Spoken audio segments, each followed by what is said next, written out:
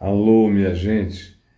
Uma palavra rápida aqui, porque como se não bastasse já tanta confusão nesse meio cristão, ainda se acrescenta mais para um povo que não entende nada de coisa alguma, só problematizando ainda mais as percepções. E tem gente boa mesmo, querida, levantando um problema que ninguém está levantando hoje. Se fosse 1930, 1940, 50, 1960 ou em 70, quando eu me converti, esse ainda era um problema. Depois deixou de ser pelo menos um tema. Agora, no meio dessa babel de loucura absoluta, aí um, dois ou três retomam algo para problematizar o que, quando você tem Jesus como chave hermenêutica, desaparece. Mas quando você é um ser do texto, fica preso ao texto, à letra, aí é um problema para você. Eu estou falando de Marcos 16, que nos manuscritos mais antigos, o Evangelho de Marcos termina no verso 8. Termina inconcluso. Diz que Jesus ressuscitou, apareceu a Maria Madalena, e depois, no verso 8, diz que a ordem foi: vão, digam aos meus discípulos e a Pedro que se dirijam a Galiléia e lá me verão. E o verso 8 conclui dizendo: e saindo elas, as mulheres e Maria Madalena, as testemunhas primeiras e originais, fugiram do sepulcro porque estavam possuídas de temor e de assombro e de medo, nada disseram a ninguém. Aí termina aqui o Evangelho de Marcos para uma quantidade enorme de manuscritos. Aí você tem o manuscrito Vaticanos e tem o manuscrito Sinaiticus. E aí, na maioria desses manuscritos, termina o Evangelho de Marcos no capítulo 8, sem solução. Jesus ressuscitado e as testemunhas da ressurreição apavoradas e caladas. Aí entra aqui um verso 9 em diante, que vai até o verso 20, que dá uma fechada nas conclusões.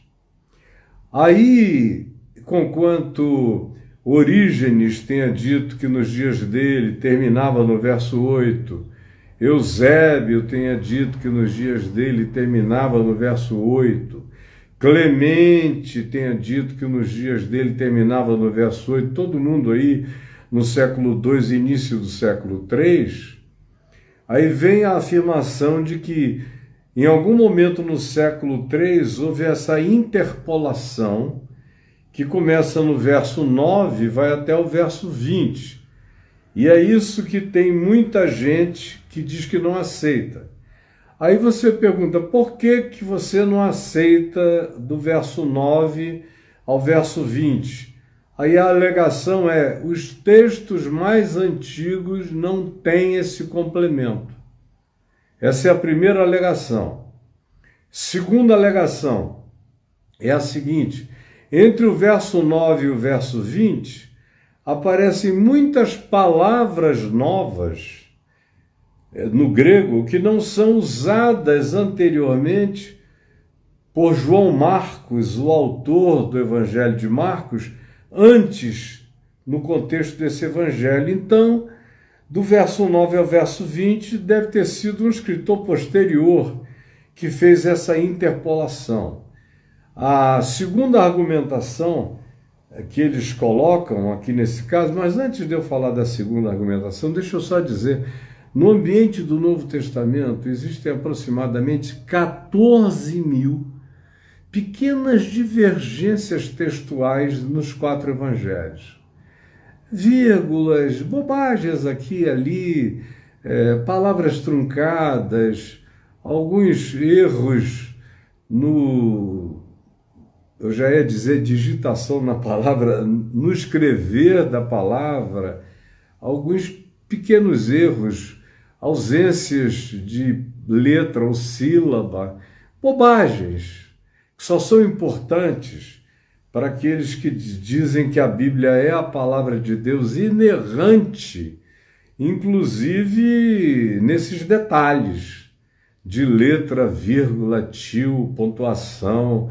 Porque, por exemplo, o Apocalipse está cheio de erros gramaticais no grego para todo lado, e o Novo Testamento é tudo menos perfeito. O Velho Testamento tem lá os seus erros cronológicos de datação, de números e tudo mais, e até de histórias. Mas o Novo Testamento nunca teve aquele culto dos escribas judeus no Velho Testamento para fazer quase que um código da Bíblia, palavra por palavra. Não, isso aqui foi feito de uma maneira muito mais parecida com Jesus, que nunca escreveu nada. E a única coisa que ele escreveu lá em João 8, da adúltera, que também é um texto questionado, porque não está presente desde os primeiros manuscritos de João, apareceu um pouco depois, e então é um outro texto problemático. A única coisa que ele escreveu aparece lá, em João 8, e ele apagou, foi no chão, foi na areia, para vocês verem como Jesus não é desse tipo escriba, nem fariseu. Mas o outro argumento utilizado para se dizer isso não pode ser usado é porque eles atribuem ao verso 15 uma espécie de doutrina católica, e aí é mais uma rejeição protestante do texto. Atribuem ao verso 15 uma doutrina católica da regeneração batismal, porque aqui está dito, ide, pregai a toda criatura. Quem crê, verso 16, e for batizado será salvo, quem não crê será condenado. E aí a interpretação estão falando de regeneração batismal, conforme a Igreja Católica. Mas Mateus também diz que é para batizar, manda ir por todo mundo e pregar o Evangelho.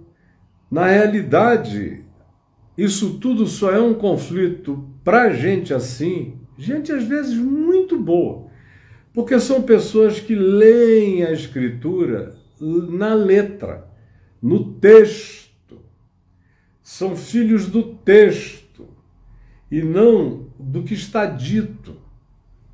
Preste atenção nisso, são filhos do que está escrito, não são filhos do que está dito. Só quem tem Jesus como chave hermenêutico-interpretativa é que é filho do que está dito. Quem não tem Jesus como chave hermenêutica interpretativa é um escravo do que está escrito. Aí surgem todos esses problemas, porque não romperam até agora, não conseguiram fazer a transição do que está escrito para o que está dito. Jesus e o Evangelho são acerca do que está dito, não acerca do que está escrito. Porque às vezes o que está dito é muito maior do que o que está escrito, e o que está dito tem que ser compreendido à luz de algo contextualmente amplo, que só é realidade e só funciona quando você tem Jesus como síntese encarnada do Verbo de Deus, nas suas palavras, nos seus ensinos, nos seus gestos, nos seus modos, como o verbo absoluto que se auto-explica à medida em que vive, à medida em que toca, à medida em que anda, à medida em que vai, é que a gente vai compreendendo o caminho, a verdade e a vida. Mas os filhos dos seminários, por mais abertos que eles sejam, eles continuam filhos do que foi escrito e não filhos do que foi dito. Então, em momento algum, existe essa doutrina da regeneração batismal quando Jesus é a chave hermenêutica. Quando Jesus é a chave hermenêutica, batismo não salva ninguém.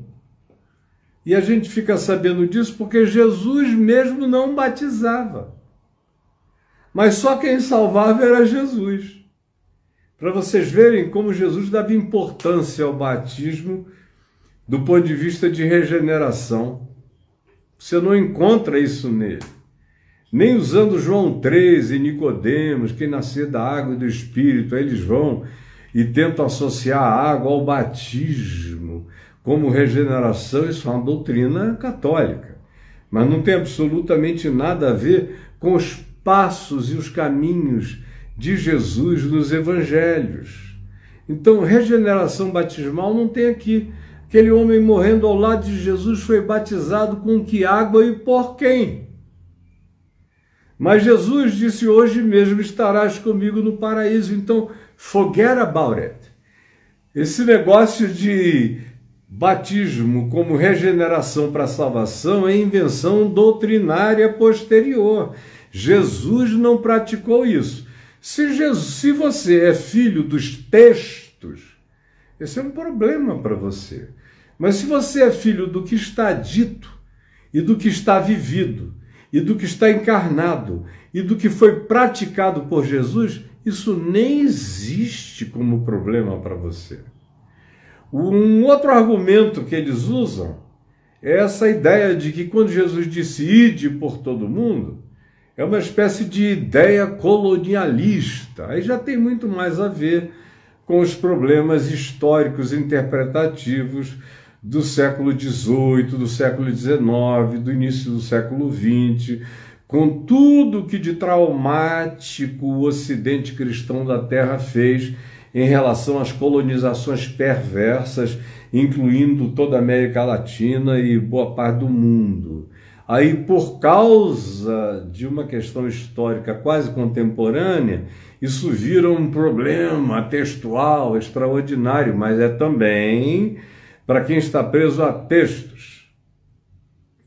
O terceiro problema que eles levantam acerca disso são as chamadas doutrinas que negam o Evangelho de Jesus e o espírito do ensino de Cristo.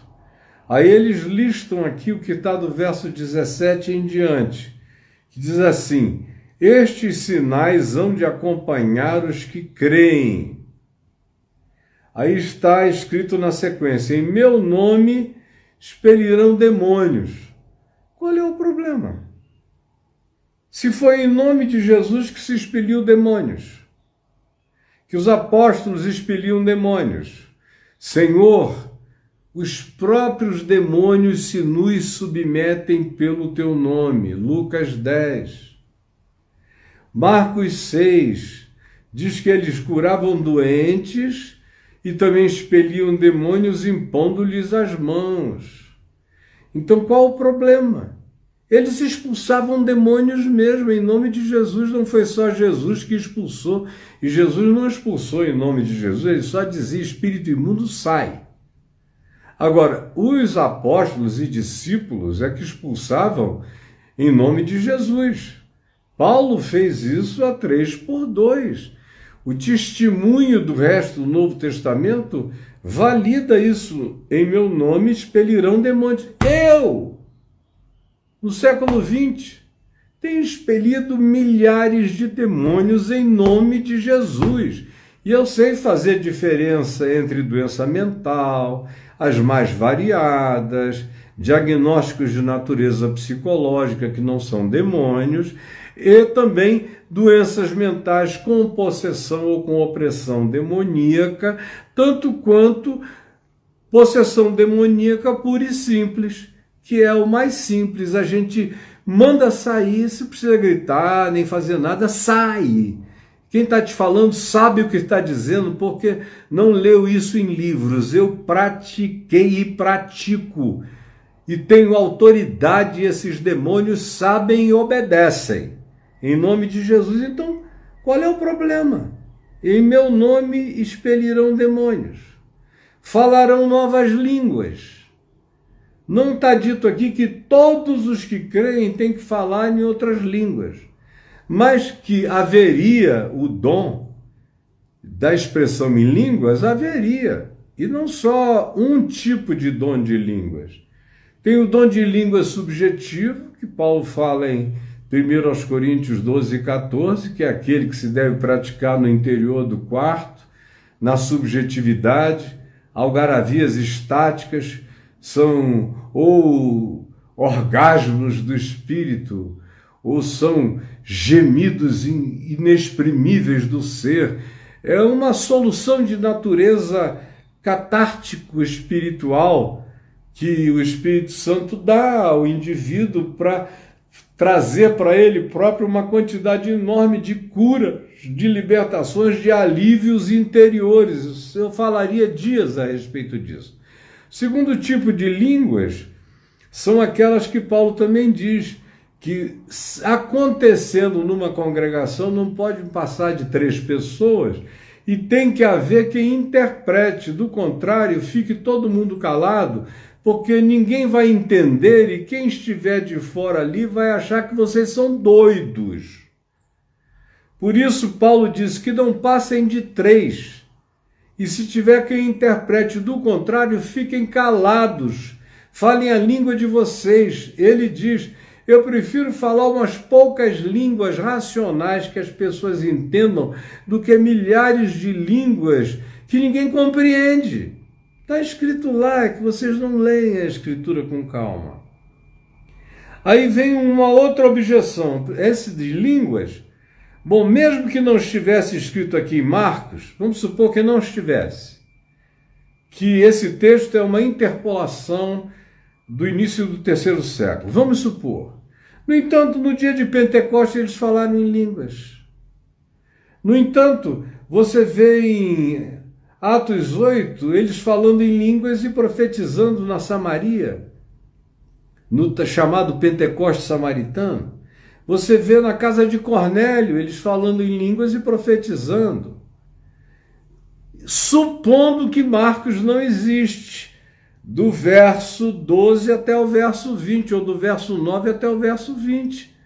Mas nem por causa disso, você vê Paulo tocando no assunto, falando no assunto e dizendo, eu falo em línguas mais do que todos vocês. Você já leu isso lá? Então qual é o problema, cara? Qual é o problema? Mesmo que fosse uma interpolação, ela não está mentindo acerca de nada até aqui.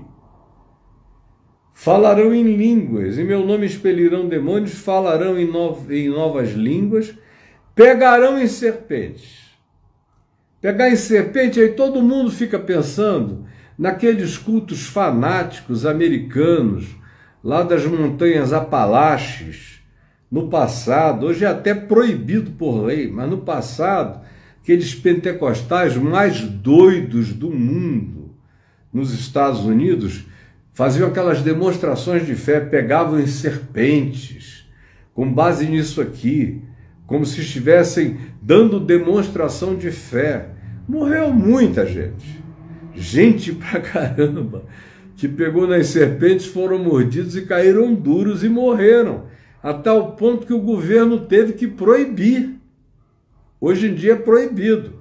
E não tinha nada a ver com o que está escrito aqui, porque aqui não está mandando ninguém fazer demonstração. Vejam como eu creio do Cristo ressuscitado e sou poderoso.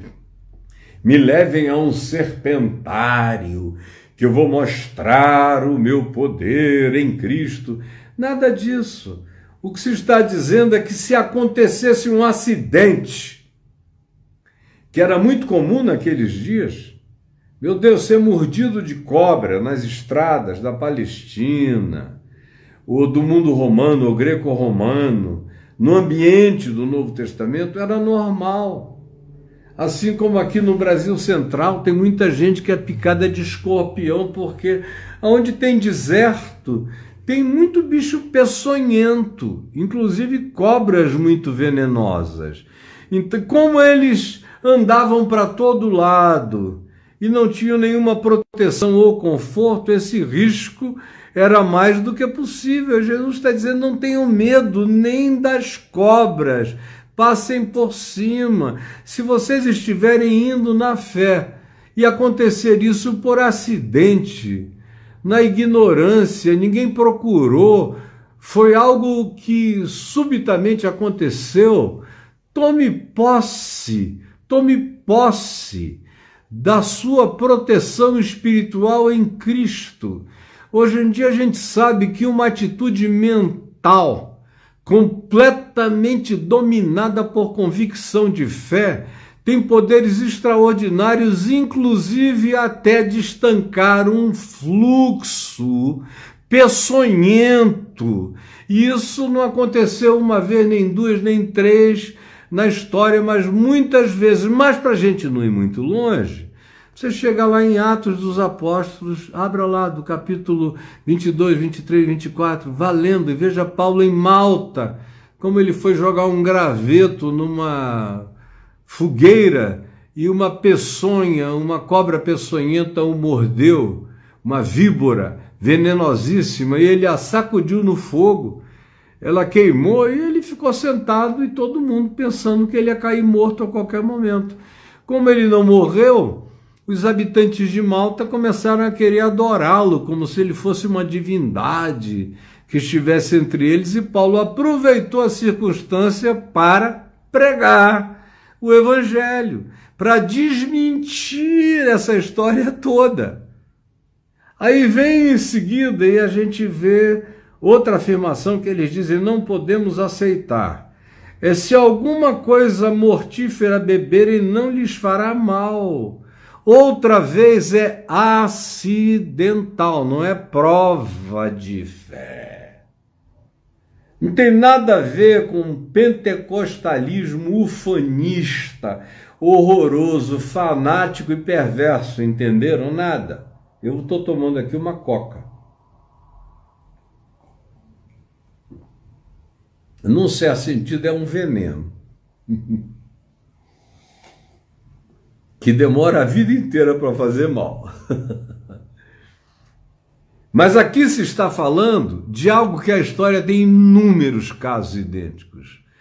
De gente que, sem querer, na prática da fé, da pregação, da missão, ou na inocência das coisas, bebeu alguma coisa mortífera e, sem saber, depois foi informado, mas creu que na sua inocência foi que ele praticou aquilo, foi na ignorância, e pediu misericórdia a Deus e continuou vivendo para sempre. Ninguém está inaugurando uma era, é só ignorância histórica de algumas pessoas que hoje em dia estão se levantando contra o texto, como se isso fosse ajudar em alguma coisa, no meio de uma confusão tão grande.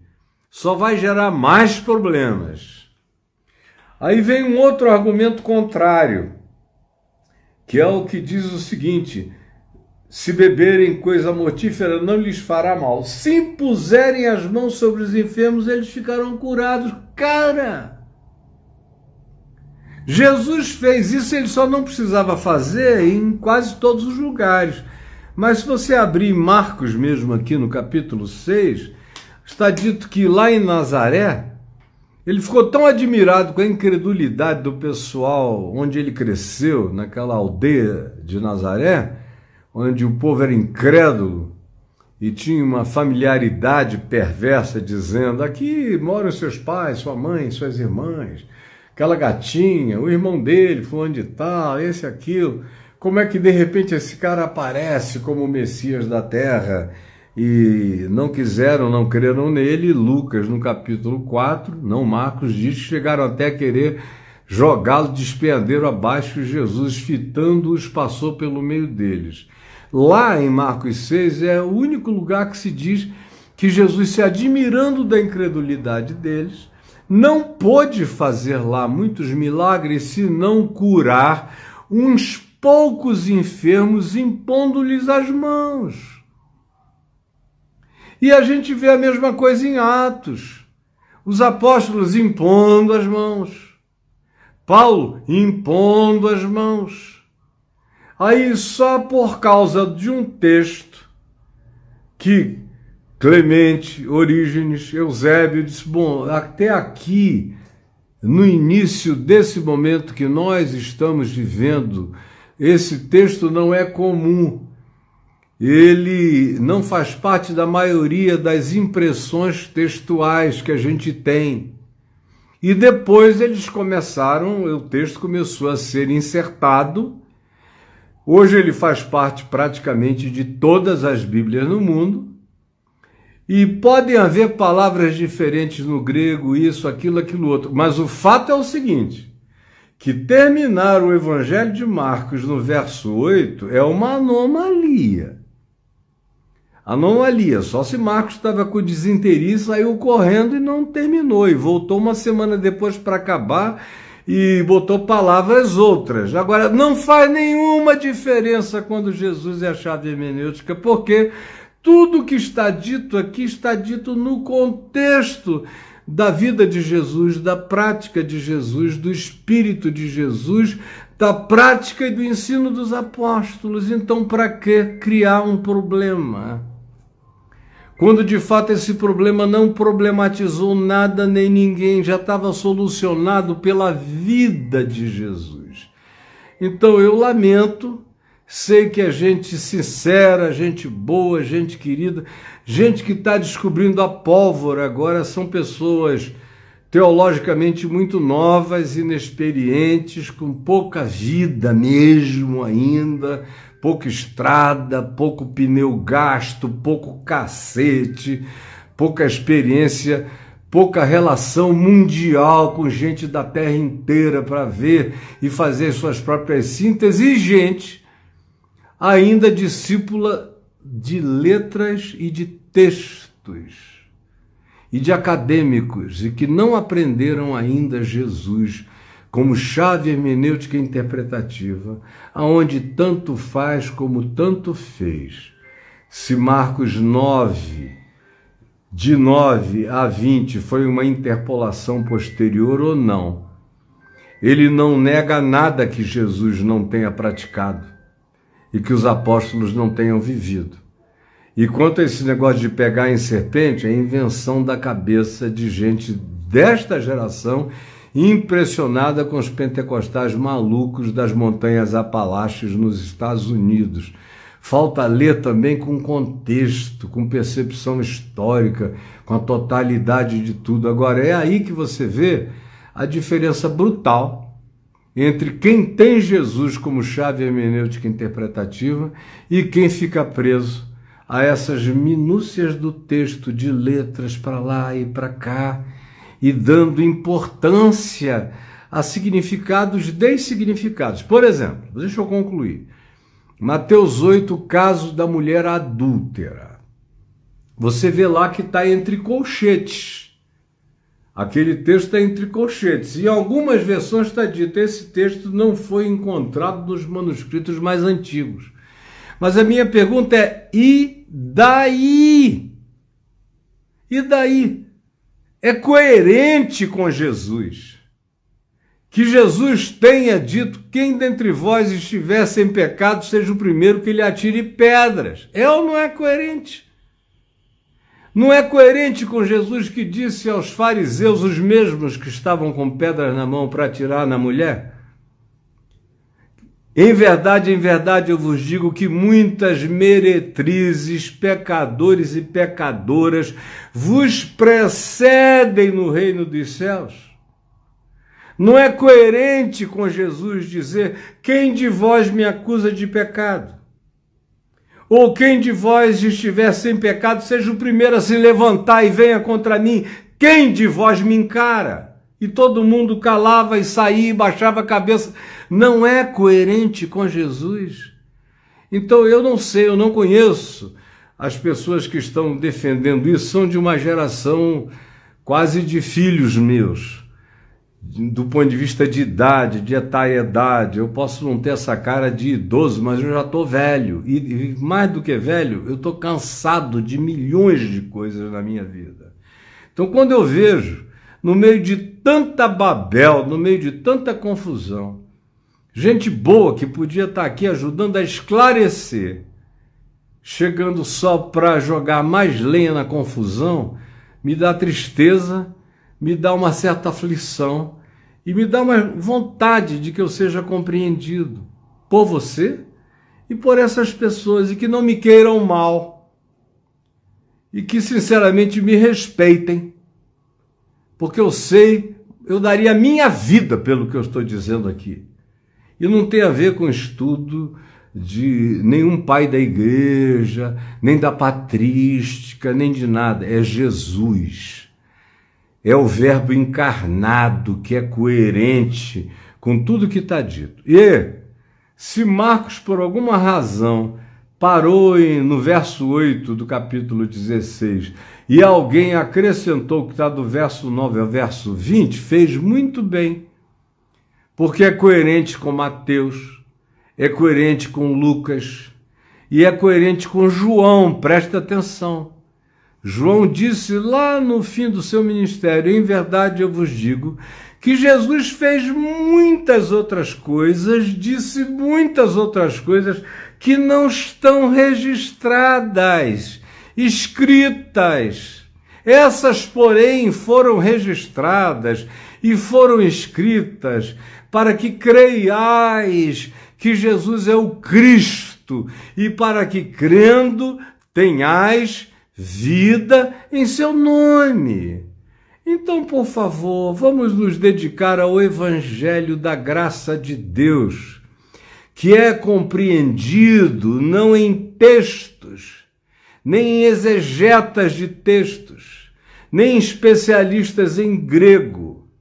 Como eu já disse várias vezes, você pode me dar uma Bíblia de Testemunhas de Jeová, com todas as alterações textuais que ela tem, especialmente no Novo Testamento, e para mim não muda nada, sabe por quê? Porque quando você vai lendo e vai vendo quem Jesus era, falava, dizia, praticava, fazia, gestuava e se portava, não tem como você não ler Jesus com D maiúsculo. Embora a Bíblia dos Testemunhas de Jeová comece dizendo em João: no princípio era o Verbo estava com Deus maiúsculo e o Verbo era um Deus minúsculo, como se fosse uma divindade angelical. E é por isso que Jesus não é Deus. Para os Testemunhas de Jeová é a segunda emanação principal de Deus. Mas você pode me dar qualquer Bíblia, quando, mesmo nos erros textuais de qualquer tradução, se você me deixar ler de carreirinha quem Jesus é, fez, foi, disse e ensinou, fica claro para mim que ele é acima de tudo, que ele é o Verbo, a palavra encarnada. Agora, vocês parece que usam viseira, não querem dar o braço a torcer. Por quê? Porque sou eu que digo isso? Então esqueçam, apaguem meu nome, me sepultem no coração dos mares, mas fiquem com a verdade. Me esqueçam, mas não esqueçam que Jesus é a chave hermenêutica. Se vocês aprenderem isso, vocês vão ficar livres de muita bobeira, de muita bobagem e de muita confusão infantil. Dá quase para ver a barbinha adolescente teológica desse pessoal querendo inventar uma confusão onde não há necessariamente problemas. A gente já tem problemas demais no nosso meio para inventar outros. Um beijo para quem está aqui comigo, esses 301. Deus abençoe vocês. Um beijo. Muita gente amorosa. Beijo. Amorosa. E eu quero deixar bem claro, eu não conheço. Foi você que me chamou a atenção para isso hoje aqui, que alguém falou contigo. Foi. Eu não conheço, eu não quis ler, eu nem olhei, eu não fui atrás, eu não tenho vínculo com quem possa ter falado. 1, 2, 3 ou 4, não fazem parte da minha geração, nem das minhas relações, e eu não tenho nada contra ninguém. E sei que alguns deles são gente muito boa, que querem viver o Evangelho. Agora eu só estou implorando, como um avô que fala com um filho mais novo ou com um neto mais velho: por favor, meu filho, olhe em volta, a coisa já está caótica demais, não precisa problematizar o que não é problema. Se essa história de batismo como regeneração foi assim entendida por você, você tem que explicar Mateus 28, onde está dito do mesmo jeito. E Jesus, como chave hermenêutica, explica que não é. Porque ele mesmo não batizava. Se o batismo fosse essencial para a salvação, Jesus tinha batizado. E se o batismo fosse essencial para a salvação, ele não teria dito ao homem ao lado dele na cruz: hoje mesmo tu estarás comigo no paraíso. O resto é tentar criar e achar pelo, cabelo louro em ovo de avestruz. Um beijo para vocês. Tchau, queridos, queridas, todos vocês.